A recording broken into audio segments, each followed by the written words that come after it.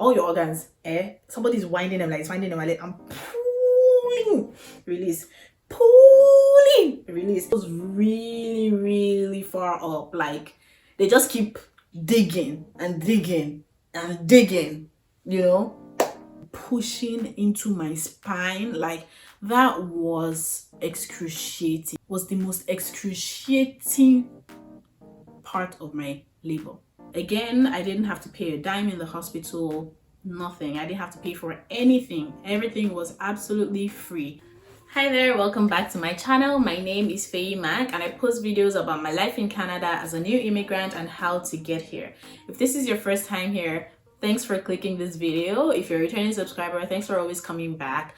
In this video, I'm going to be talking about my experience with labor and delivery here in Canada. You guys know I just had my baby recently. If you're on my Instagram, you know that. Or if you watch my previous video, you would know that, okay? I decided to split the videos into two so that, you know, they don't get too long and it doesn't get boring. So this is the second part. So this part is basically about my labor and delivery specifically. I'll be showing you and I'll be telling you what my experience was.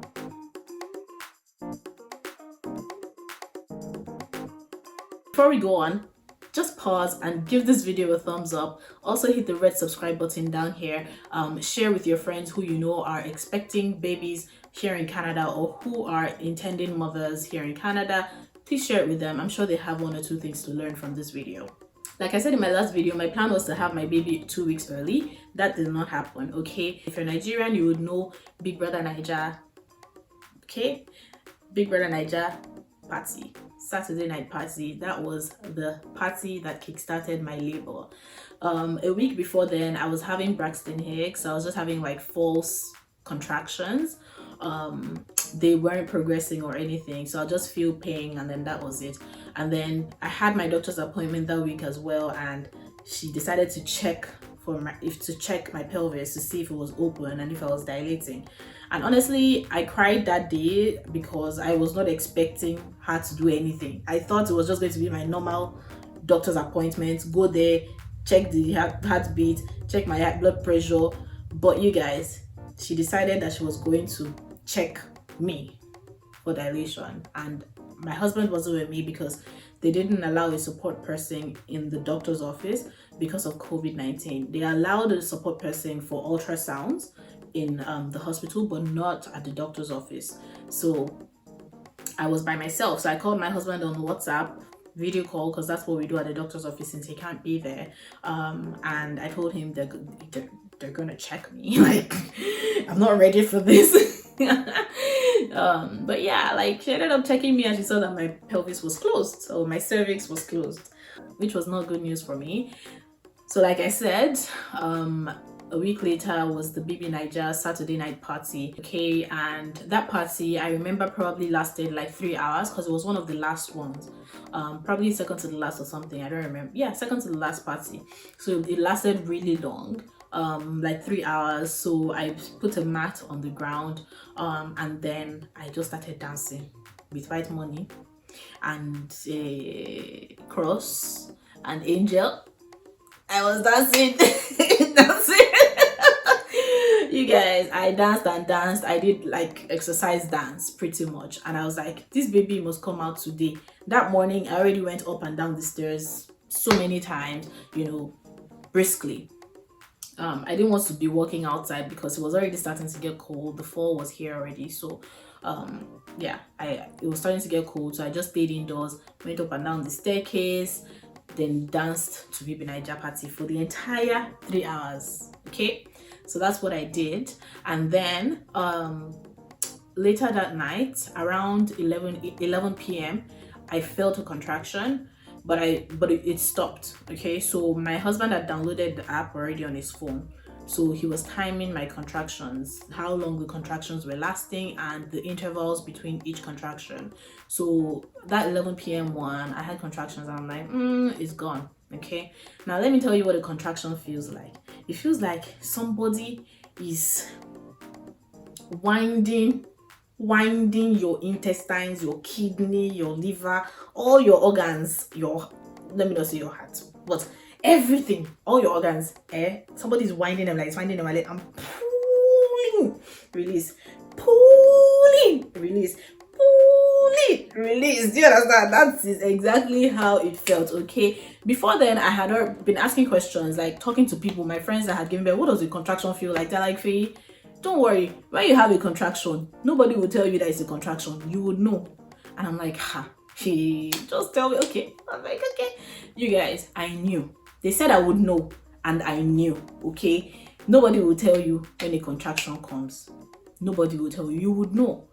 You guys, they were pulling my organs, and so he timed that, it stopped, and I was okay. We went to bed and then I woke up from my sleep in pain. You guys, my water did not break. Nothing really happened other than these same contractions. No, like contractions, So around 3 a.m. I woke up from my sleep screaming, like not screaming, because I don't think I even really screamed throughout my delivery process. I didn't, but like I woke up in pain, like my husband could hear me. So he woke up and started timing and all of that, and it wasn't really fast, like it wasn't close to one another, because I don't know where I heard this, but I heard that the hospitals can send you home if you're not like a certain number of centimeters dilated. I think I heard 4 centimeters, but I don't know if that's for Canada or the US. Somebody drop a comment down below and let me know, at what point do they admit you here in Canada, and at what point do they admit you in the US. But yes, I wanted to make sure that I was contracting close enough before going to the hospital. So I waited it out. It would come 15 minutes, not even 15 minutes, every 30 minutes I'll get a contraction. By 4 o'clock it started to be every 15 minutes. By 4 o'clock it was already getting much closer. It was 10 minutes apart. I decided to go in the shower quickly. I took a shower, I brushed my teeth.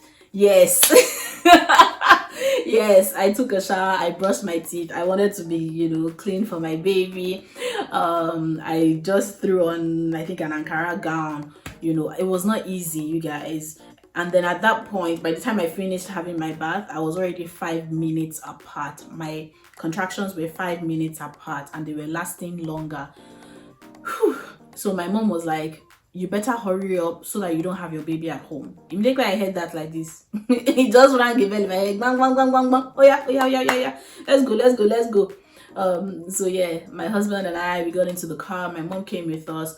Because it was around 4:30 a.m., the hospital building that I was supposed to go to for delivery was not open. The doors were locked. So we had to go in through emergency. We didn't even know this. Like, we had to call the emergency number, like the phone number, not 911.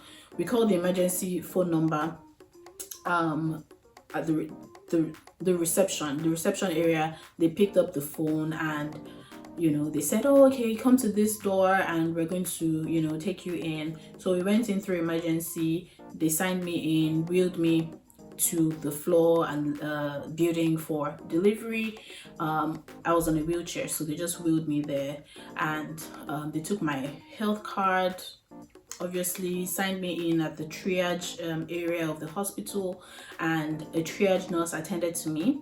So she, of course, went and checked my pelvis, so my cervix, to see if it was open. So it's not an experience that I like, because it goes really, really far up. Like, they just keep digging and digging and digging, very uncomfortable to talk about, very uncomfortable feeling.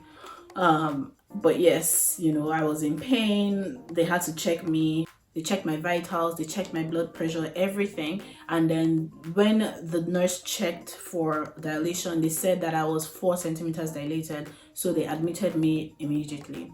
Now, I remember asking this nurse immediately for, epidural. So they said, sure, that they know that I'm getting epidural because they have my plan. In the hospital, they would have your birthing plan that you would have filled previously through your doctor. So they already knew that I was going to get epidural. So they put me in the hospital room that I was going to have the baby in, the ward, labor ward, and then I reminded them about the epidural. They set me up, hooked things to me, like the blood pressure machine, all of that stuff. They just hooked lots of stuff on my belly. You guys will see videos. And yeah, so then they decided that they were going to call the epidural guy, the what are they called? The anesthetician? I think they're called anesthetician or anesthesiologist. Whichever it is, they called the anesthesiologist, and he said he was going to be about 45 minutes. He didn't end up coming until like an hour after. You guys, I was in pain. I was in pain. My belly was doing me. Stop for 10 seconds. Stop for 30 seconds. Again. You guys, it was painful. My belly was getting hard during the contractions. It was really, really painful. It was a painful experience, okay? And then the nurses came, they checked me again. They said I was 8 centimeters dilated. So within 1 hour, I went from being 4 centimeters dilated to 8 centimeters dilated without epidural. So I was like, at this point, like, what's the point of taking epidural? But you see, that pain, I was like, nah. Where is this guy? So he eventually came over an hour. He took over an hour. He came and he explained the process to me. I was just like, okay. Baba, okay, just put it. Baba, just put it. But I was scared. My mom was scared. She didn't like the idea of epidural, but I was going to do it.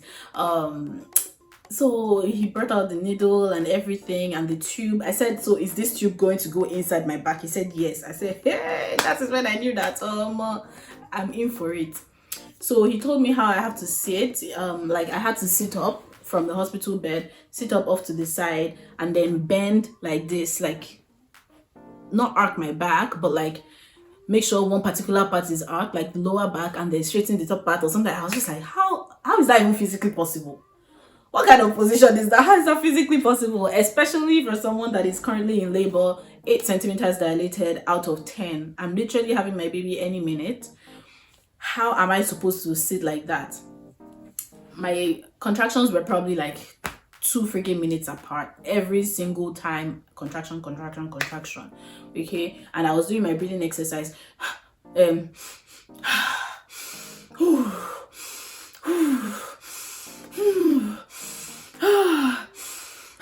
So instead of screaming, that's what I was doing. Breathing through your nose and out through your mouth. So I wasn't like the screamer, right? I had a screamer next door, having a baby next door for me, and I could hear her like screaming, but I wasn't really screaming. I was just doing my breathing exercises and making large sighs or sounds at the end. But yeah, I got into the position for epidural. My husband held my hands. You guys, that epidural.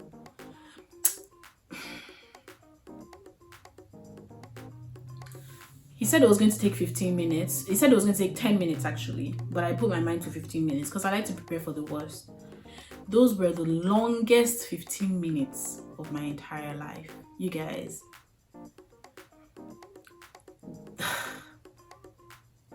That epidural process was the most excruciating part of my labor. Them giving me epidural, it was the most excruciating thing I have ever felt in my entire life. It was bad. And it's funny because I asked my friends, and right, like they told me their own experiences, and they didn't have such bad experiences with the application of their epidural. So number one, I suspect it's because I moved and that made it longer. He had to start all over again. So he started putting it in, and you know, they inject you, whatever, and they start pushing a tube. I don't even know, because it was my back, right? So I'm just explaining what I was feeling without I couldn't see, right? But I felt like it was pushing a tube inside my back, and just the pressure, pushing it. I'm like, and then I moved because I was having a contraction every 2 minutes. Like, how would I not move when I'm having a contraction every 2 minutes, right? So I moved, and then, he was like, oh no, like, you have to stay still. If you move, if you get really bad, you have to stay still. You're going to make me start all over again if you move. So I think he ended up starting all over again, and then, within maybe 10 minutes, he was done.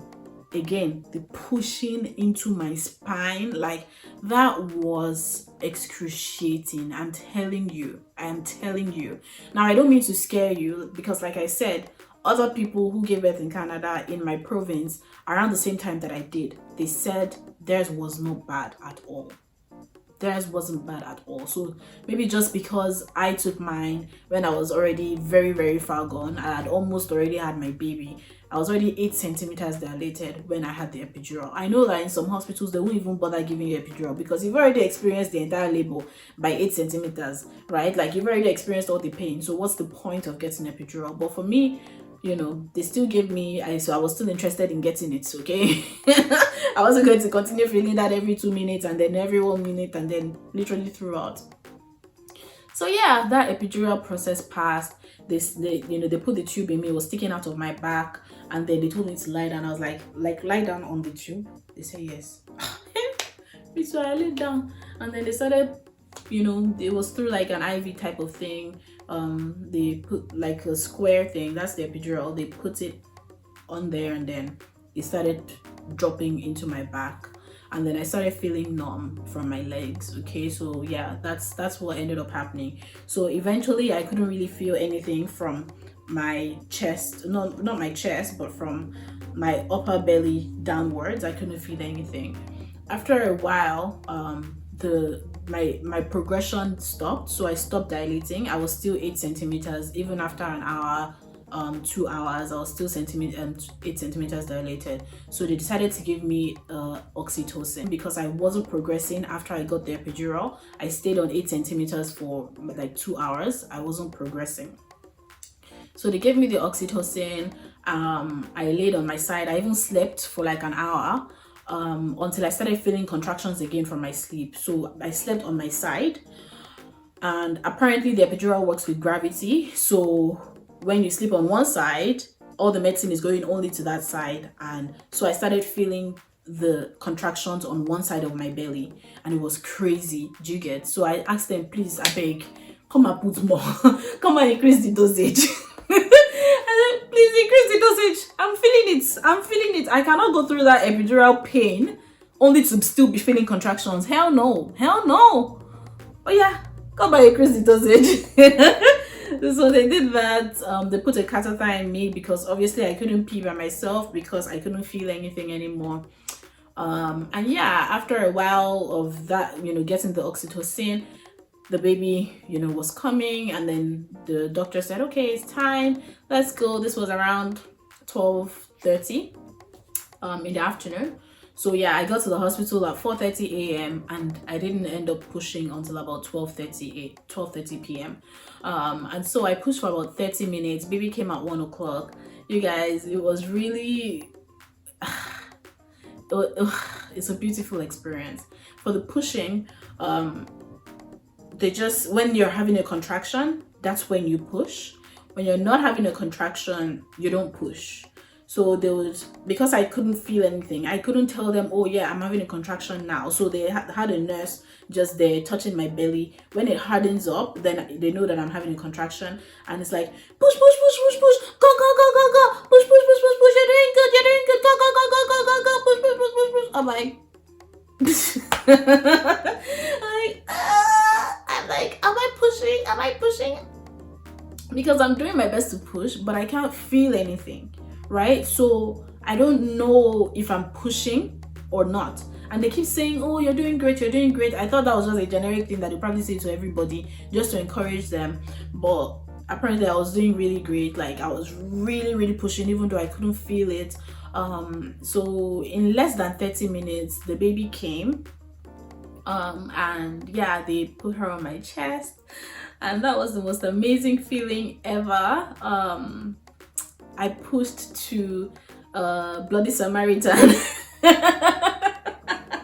Yeah, so I pushed to Bloody Samaritan. It was an amazing feeling. When baby came out after Bloody Samaritan had been on repeat for so long and the doctors were vibing to it, after the baby came, I ended up playing Champion by Fireboy DFL. That one was on a repeat, like, I'm a motherfucking champion. Remember this? So yeah, that was just like my ginger. That really just lifted my spirit, my baby. Like I put her on my chest. I'm like, oh my baby, oh my baby, oh my baby. That's what I was saying while I was crying. I was like, oh my baby, God bless you, you're blessed. Oh my baby, oh my baby. Yeah, so I was just screaming, oh my baby, oh my baby. I look at her like, oh my God, such a precious little thing, you know. So it was such a beautiful experience. Like, all the pain that I felt, everything was just gone. Like, I didn't remember anything other than what was right in front of me, my baby. Right, so they took her, they cleaned her, they didn't wash her because they said it's good for the baby to have that coat, that coat of whatever that is still on her. It's good for her to have that for a while. So they only cleaned her, but they didn't wash her. So it wasn't until the next day that she had her bath, proper bath and everything, because I insisted that they should do that. But yeah, so after having the baby, you know, I ate and all of that. Everybody was happy. We chilled. They did tests on her. They checked my vitals and everything. So after that, they gave me 6 hours to pee by myself. If I remove the catheter. So they decided to keep the catheter in because the epidural was still, it was still very, very active. I couldn't move my legs. I couldn't really do much. So I couldn't have stood up to pee. So they still had a catheter in me to collect the pee. Now this part is gross, okay? But I'll try to keep it as clean as possible. So at that point, they took out the catheter and they gave me 6 hours to pee, okay? So because I didn't pee in 6 hours, they had to put the catheter back in. Okay, that was painful because the epidural was not, well, that one wasn't painful, right? That one wasn't painful. That part wasn't painful. They put the catheter in and it collected pee again up until around 3 a.m. when I started feeling extremely uncomfortable. I was very, very sore down there. I was extremely sore. Like, there's a tube in you, for Christ's sake. Like, honestly, I really appreciated the essence of good health. My heart goes out to anyone who is battling with any ailment, because it's not easy. It's really not easy. That catheter made me very, very uncomfortable. Like, I had to call the nurse because I couldn't sleep. So I called the nurse and the doctor and they came and took out the catheter. They had warned me that if I took it out, I would have only 6 hours again to pee. So they would reset the clock and say, okay, now you have another 6 hours to pee. You didn't pee the first time. That's why we put in the catheter. Now, we've taken it out, which it was painful taking it out because at 3 a.m., the epidural was already gone. Like, most of it was gone. So I could feel when they took it out. And I could feel the soreness. That's how I could feel the soreness, right? So they took it out. They told me you have only 6 hours to pee. If you don't pee in 6 hours for us to confirm your bladder function, we're going to have to put in another catheter. I said, hey, Baba God, which kind of thing be this? Which kind of thing be this? Do you get, like, what is this? So I said, please just remove it, just remove it. They took it out. And then I looked at the time, 3 a.m. Okay, no problem. I must pee before 9 o'clock. She needs to pee. I must pee. By God's grace, I will pee. Even though I had tried the day before to pee and I just couldn't. Like, I couldn't. I sat down on the pee chair and I just couldn't pee. Right? So by morning around 8 o'clock, I knew that, okay, 9 o'clock is my deadline for peeing. So at 8 o'clock, I told them to please bring the pee chair. I sat down on it. It took a while. It took like 30 minutes before I peed. And as I was feeling the pee come out, I was like, I'm peeing! I'm peeing! Yay! I was so happy happy to be peeing. I've never been so happy about peeing my entire life, okay? I was so happy to pee, and then just know that, okay, my pee was fine. They examined my pee, they saw that it was, good. And yeah, that I was pretty good, because they said they couldn't discharge me if I didn't pee, and they would have to put a catheter in if I didn't pee by myself. So I did it, okay? I was a champion, okay? I did it. So yeah, they gave me breakfast throughout. The hospital provided my meals, breakfast, lunch, dinner. To be very honest, I did not really eat the hospital food, just because it's not my kind of food. They gave me a pizza. I ate the pizza, but there were some other dishes that they gave that I wasn't really familiar with. So you guys know I eat my African food, my Nigerian food. So my husband went home, he made me some food, brought them to the hospital. At the hospital they gave me some medication, ibuprofen and Tylenol.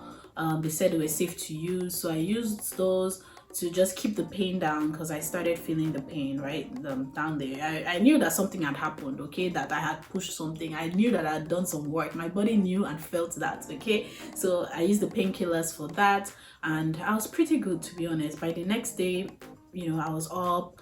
You stay in the hospital only for 24 hours usually. 24 hours came.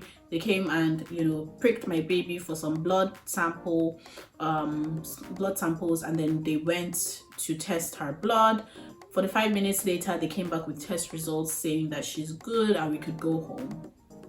Before that, actually, a group of doctors had come, pediatricians. They had come to check on her, check her body, her skull, her spine, all of that, her feet. They came to examine her from head to toe. Again, so that happened, then the blood test happened, and then the results came, and then we're good to go home. So we already had our car seat, so we strapped her up in the car seat and took home our beloved property, our new madam of the house that is now calling the shots and chopping her daddy and I's small chocono money, okay? She's not paying any bills, she's just sitting and enjoying her life, okay? That's her job right now, job description of life. Who doesn't love that? So that was my labor and delivery experience from 4:30 a.m. the morning after Bibi Niger party to 1 p.m. pretty much 8.5 hours, I guess. But yeah, that was my labor experience. I hope you really enjoyed this video. I hope you learned one or two things from it. If you have any questions, be sure to leave them in the comment section down below. I'll be happy to answer any questions. Please give this video a thumbs up, subscribe to my channel if you haven't already, and share with anyone who you know that is expecting a baby here in Canada, so that they can learn from my experience. I want to mention as well that the doctor that delivered my baby wasn't my OBGYN. Usually in Canada, whichever doctor is available in the labor ward at that time is the one that will deliver the baby. If your OBGYN happens to be the one that's on call, that's good for you, because she knows you, you're comfortable with the, you're comfortable with your doctor. If you're having a cesarean section, it would be scheduled, so it's your own doctor that would be on call and be able to help you with the baby. Okay, I hope you enjoyed this video. I hope you learned from my experience. I hope you've experienced it through my lens. But yeah, I really hope that this video helps one or two people out there who are expectant mothers or fathers or parents in general, who are curious about how giving birth in Canada works. Again, I didn't have to pay a dime in the hospital. Nothing. I didn't have to pay for anything. Everything was absolutely free, okay? And I pray that my home country Nigeria will get to a point where you can literally walk into the hospital and walk out with your baby without even carrying your wallet, without anything. All I needed was my health card, and that's one thing that I'm very, very grateful to this country for. But yeah, I hope you enjoyed my video. I hope you check out my other videos. I'll definitely see you in my next video. Bye.